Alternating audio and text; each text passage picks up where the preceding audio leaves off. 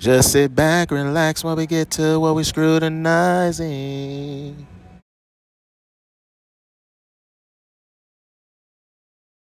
Lord, if I'm not meant to be married, Lord, if you could just. Here we go with these shenanigans. Let's try what you tried. Let's go. Let me stop you right there. Let's go ahead and try what you tried. Lord, if it's not your will for me to have a job, let me just be a bum out in these streets. Lord, if it's not your will for me to have a car, let me just be walking out in these streets. Taxi, I need a bus. Lord, if it's not your will, let me just go ahead and turn around and not even walk into this grocery store. I'm going to go ahead and make me a picket sign right now begging for food. Come on, man. If y'all don't stop it, didn't y'all realize the shenanigans that Adam pulled in the garden when he tried to blame God and say, this is the woman you gave me? Didn't y'all see what Eve tried to pull when she tried the shenanigans of saying it was the serpent? God ain't going for them blame games. So why in the world would he put himself in a situation where you can blame him? If it didn't work for Adam and Eve, it ain't going to work for us. We are not going to be able to charge God foolishly and blame him for who we pick and choose. Have y'all not been paying attention to Babylon's court and their system, and how instead of marrying God and a man or marrying God and a woman, y'all go into a Babylonian court, sign a marriage license that anybody and everybody's qualified. They don't qualify you. They don't make you prove you're qualified. You could just go into a court system and they're going to grant you what you want because you paid for it. And y'all ain't read nothing. Y'all ain't did no research. And y'all don't understand that what that means is that you're giving them power to be God and play God in what is an antichrist version of real biblical marriage. So you have a version of what marriage really is, but marriage ain't made by man. That's a godly thing. So when you walk into a court and give them power, now they get to step in the event that you get a quote unquote divorce, or you go in there and ask them to be free. They're going to start designating where they want the children to go, and they're going to start designating where the money going to go because it's going to go to them. You're going to make them rich. Does that sound godly to you? What's crazy is that y'all don't even understand. Y'all ain't in a marriage with God, the man and the woman.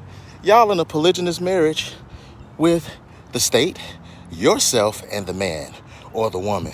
And those are the three people that's in the marriage. When you go and get this license where you've been bamboozled, and now in the event of a quote unquote divorce, yeah, they're gonna give it to you without a heartbeat or hesitation. They're gonna give it to you fast because they know where they're gonna benefit in the event.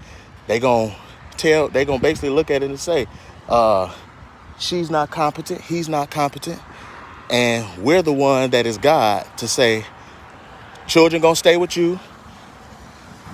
Automatically, man gonna go to a job and work himself to death, and that's how we gonna show that so-called white man has more power in this rulership than that man. The woman gonna listen to us because she gonna think that she actually getting a payday. She gonna think that she actually is coming out on top and getting a benefit, and there you have it. And this is why a lot of dudes ain't so quick as they're starting to understand what the Bible really says. They're not so quick to go and make a decision with a woman who just gonna run it and just destroy everything in a heartbeat, because you don't believe the very Bible that you claim to believe. Lord, if I'm not meant to be married, Lord, if you could just. All right, so I was initially a little hesitant to respond to this video because I really know it's going to be taken out of context and people going to get in their feelings. But hey, y'all might surprise me. So this video is talking about when you're waiting for a husband, you've been celibate for 10 plus years and God still ain't sent you no husband. So she's kind of like jokingly saying, oh my gosh, it's been so long, and God, if you don't got a husband for me to change the desires of my heart. And it seems funny, but it's really not, because that's an indictment on my God. Let me tell you something. It is my personal belief, and I believe I'm right, that if you are waiting 10 plus years to get married, then that's not a God problem. That's a you problem, because there's no way that the God I serve is going to keep a woman that is prepared for a man waiting that long when he called us to be fruitful. Like, why would he make you wait while you're ready past all your childbearing years? So say you start waiting at 20, he gonna make you wait for a husband until you're 30, 35, but you ready that whole time? It don't work like that. And let me tell you something, sisters, all of y'all women, black, white, Asian, all of y'all that was in them comments. Some woman even said she wait 20 years and you blaming God like, where he at? That is not a God problem. There's a difference between waiting and being prepared. You can wait for 50 years and at the 50th year still be in the same place that you was the first year if you don't prepare. And another thing is, prepared people don't watch the clock. Prepared people go on with their life in confidence, knowing they're ready at any time, whenever it's going to come. One. Second, if you have faith, set it, believe it, and go about your life. You don't have to keep, God, where he at? God, where he at? God, where he at? God ain't forgot. He ain't forgot. I'm not saying don't talk to God when you get frustrated and stuff, but Seems like at the end of the day, God has had a chance to see what man does with his foolishness. He's had an opportunity to see, and we've had opportunity to see as well, what's done when we're released to our own thoughts, even though his thoughts are supposed to be higher than ours. Seems like we're getting a chance to see what happens when we're left to our own devices, and it leads us right to reprobate, because you got so many people screaming mental illness, depression, this, that, and other, this, that, and other, because you're left to your own way, which means that when you're screaming no protection, you are your protection. You've been left to your own devices and your own freedom because you won't do what God say. So you really think God gonna put his stamp on something? You really think that he's gonna allow himself to get blamed? Not so, dear. Not so. He too smart for that. Sorry. if you're waiting 10 plus years for a husband, I guarantee you're not prepared for him. Guaranteed. And I would suggest you ladies, pick up that Bible that you say you believe in and read and look at what it says a godly wife is. Look at what it says a godly man wants and needs in a wife. Are you that? I'm gonna tell you this right now. I know a lot of women who don't know that Bible at all. And I'm gonna take you in deep with what I'm saying.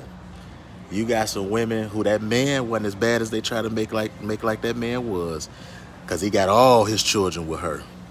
And deep down, because of her pride and because of her selfishness and because she want to do what she want to do, and really because she wants to make somebody make a bad deal, she rather try to blend that man's family that's already made, take it to a man, blend up some stuff, make some chaos, create some foolishness, do everything outside of actually what the Bible say.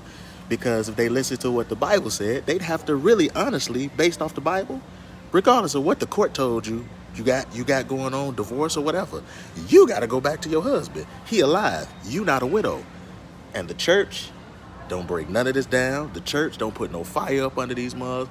The church don't make it clear that that's why blessings and different things ain't gonna flow, because this woman's trying to usurp God's man, because she thinks, just like somebody in a company or somebody throwing a tantrum in a college, she thinks she can usurp the man in charge, the man who's in position, and go straight to the CEO, straight to the president. God is saying, I've given the man a position, and you have tried to usurp him, and you got his children going along for the ride. So it's clear they don't believe the Bible. But continue. Also, preparing is not just, I ain't had sex. Are you preparing mentally, spiritually, physically? Are you in shape? Are you eating right? Do you know how to keep your cool in intense situations? Are you supportive? Have you got confirmation from others around you that you're a new person? You asked about 9 questions, and the answer to all those questions are no, no, no, no, no, no, no, no, no. No, no, no, no, no, no. That's the answer. Because at the end of the day, they think that being overweight is cool. And then on top of it, there's a lot of women who've come out since I have been making my videos and confirming that weight brings attitude. So Dudes ain't feeling that. They don't want big mama. And then the other thing that a lot of women do is now they're not supportive. Now they're not praying for that man. Now they definitely ain't no doggone Proverbs 31 woman, but they'll swear up and down they know they worth. They'll swear up and down that what they ain't settling for. When settling is not an absolute bad thing, when you actually when you absolutely know what the definition of that word means. That's why a lot of people settle out of court. Settling is a deal, just like submission is a deal. But that's a conversation for another day, because a lot of y'all try to flip stuff, make it all bad, stuff that sounds good, that is actually good when you actually know what you're talking about. But at the end of the day, they say all these little slick things about what they're not going to settle for and they know their worth. But yeah, you'll sit on the job forever and do whatever a person tell you and waste your years. Do whatever a person tell you in college, waste your years. Do whatever a person tell you, follow up behind your girlfriends and everything else. And before you know it, you've gone in and outside of the geriatric pregnancy years. And that's not me saying that. It's not Kevin Samuels saying that. That's your doggone gynecologist. Because you have a prime, just like a man has a prime. And for the most part, a man's prime is not 4 and 5 and 6 years out of high school. It's a lot of things a man's not going to know straight out of high school in his early 20s. There's a whole lot of things he's not going to know in his mid and late 20s. His stride starts to climb in his his early 30s, mid to early 40s, where he might start really climbing the totem pole when it comes down to money. Because and that's his prime, because he's the one who's going to have to take care of the family. He's the one who's got the breastplate to go out and tackle and go against the world. Your breastplate ain't the same as his. So the blows that he could take, you can't take. So when you talk about it, it makes me scratch my head when women talk about protection, but you don't want it. Protection is not us fighting everything for you or pulling our gun out for you. Our protection is when we are giving you mental stability, and we're teaching you, and we're giving you order and structure, and we're passing you our wisdom in the event that we leave this earth. That's what Christ did. He was a madman with how he taught and how he preached, knowing that crucifixion was on the way. I got to give these disciples everything I need to give my bride, my church, the people who I said I'm going to build upon. I got to give them everything I have while I'm here, because I got to put them on game, because I'm going to die. And that's what a man does. That's what a real man does. And if you can't support him just because he ain't got the money you think he should have, he's not at the place that you think he should be, and you're the main culprit and tearing him down, you don't deserve him. You don't deserve nobody. Nobody. And that's what a lot of brothers are going through. And so now they don't believe that Bible. They sitting up in church. They listening to a preacher who sounds good, feels good, and everything else, just like it sounds good, feels good to lay their bodies in the hands of a tattoo artist. When you see paw prints going up a woman's thigh, or you see scriptures or all kind of crazy sayings all down a woman's breasts, so the minute she opens her shirt up, you can see all these tattoos on her breasts and all these tattoos on her neck and up her neck, and you see all these piercings and all these provocative places, and you see all these tattoos now. You see all these tattoos now where they're trying to. I saw somebody literally get their vagina tatted up, they sprawled their legs out in front of the man, and just she's sitting up there battling between pain and climax. I mean, do you understand how submissive you have to be? Do you understand how submissive and how free and how vulnerable you have to be to lay your climax and your pain in a man's hands? And you got women out here crying through this Roe v. Wade thing. And at the end of the day, when a woman is trying to do whatever she got to do, because they try a lot of games and play a lot of games, especially through the church, but we're going to call that out. They play through the church. That's how they can sit up in there with no man in the house, and you see that train of children and everything else, and nobody scrutinizes or get to the bottom of, because they're not a widow. So we're going to lean on the scriptures, because like the young lady talked about, these women don't have faith. This is a woman saying this, talking about how they lack faith, talking about how they don't believe the very Bible that they're because and the thing is because they're listening to the preacher. They're the loudest ones in the crowd. They're active in the church, but they don't believe the scriptures, because if they did, they wouldn't be so quick to destroy something that is a literal mirror of what God is about and what he created. And so the very ones that will destroy a marriage, destroy a house, because I don't want to answer to a man. I want to skip a man and go right to God. I want to skip a man and marry Jesus. I want to go right over his head. And you act like God didn't see none of that. You act like he didn't hear none of that. You sound like Eve. That's what you sound like. Because people like to call out what Adam did in the garden, what he said, but Eve said some stuff too. She did some stuff too.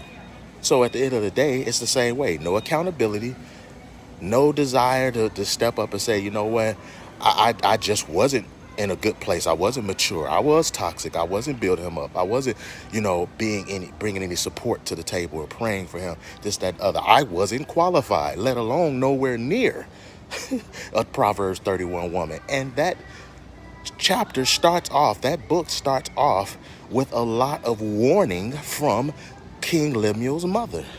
A lot of warning. None greater than don't give your strength, in other words, your idea, your vulnerabilities, just frivolously to a woman. Kings don't do that, because that same one who's not qualified to build you up, if she ain't qualified to build you up, she's gonna do the opposite, which is tear you down, which is what many do. And then on the outside of that, want to say, nobody's protecting me and blah blah blah blah blah. Who you think gonna jump on a grenade for somebody who didn't support them? You think a man really gonna jump on that? You have some people out here to do that. They're called simps. And those guys that are not simps, the reverse of simps, they're standing up today and they're saying, you know what? We're not even giving you our semen. We're not gonna even give you our seed. We're not gonna even give you our vow. Because at the end of the day, you don't believe the same thing anyway. You're not equally yoked. You want to go in a court because today these women know what real marriage is. In this society, real marriage is, I'm going to go in this thing, but in the event that I don't get what I want, I'm going to end it. And they're going to give me control. They're going to give me the children. I bet you I won't fight. I bet you I won't. I'm automatically get my children. He going to pay me a check. And with men wisening up, they're like, nope. Ain't even going near that. Ain't even going near that. So for all your questions that you had to ask, young lady, I'm glad that you got some common sense. But to all your questions you answer, it's no. Emphatically, no. And who gonna stand up, especially in the church, and get these mugs together? Or in light of Creflo Dollar coming out and saying some things about tithing and all that, maybe a lot of these preachers are just scared that they're gonna lose tithes and offerings because women dominate the church for the most part in presence. And I wonder why that is. Scrutinize this.